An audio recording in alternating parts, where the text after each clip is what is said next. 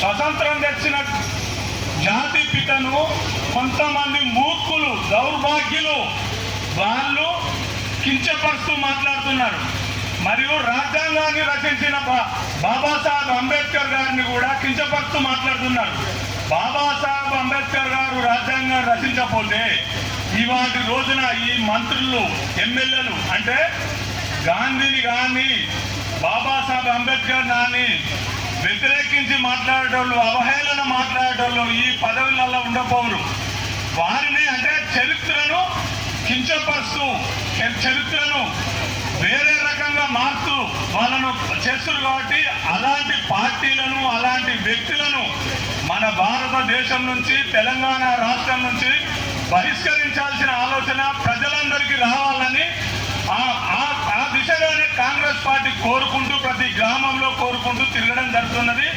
జై కాంగ్రెస్, జై సంవిధానం.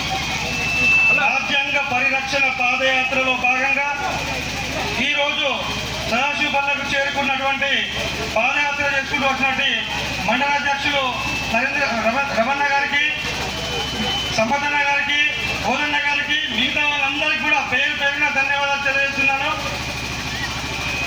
ఇది 2వ తారీఖు నాడు మొదలైనటువంటి పాదయాత్ర. ఆ రోజు నుంచి ఈ రోజు వరకు మాలకొండ మండలంలోని అన్ని గ్రామాలు పూర్తి చేసుకొని ఈరోజు సదాశివపల్లి గ్రామానికి చేరుకున్నది.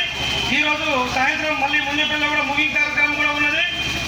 నాకు తెలిసి రాజ్యాంగ పరిరక్షణ పాదయాత్ర అనే ఈ ప్రోగ్రాము భారతదేశం మొత్తం మొదలైంది. తెలంగాణ ప్రాంతంలో మొట్టమొదటి మండలం మాలకొండ మండలంలో పూర్తి స్థాయిలో పూర్తి చేసుకున్న మండలం మన మాలకొండ మండలం ఈ రోజు వరకు.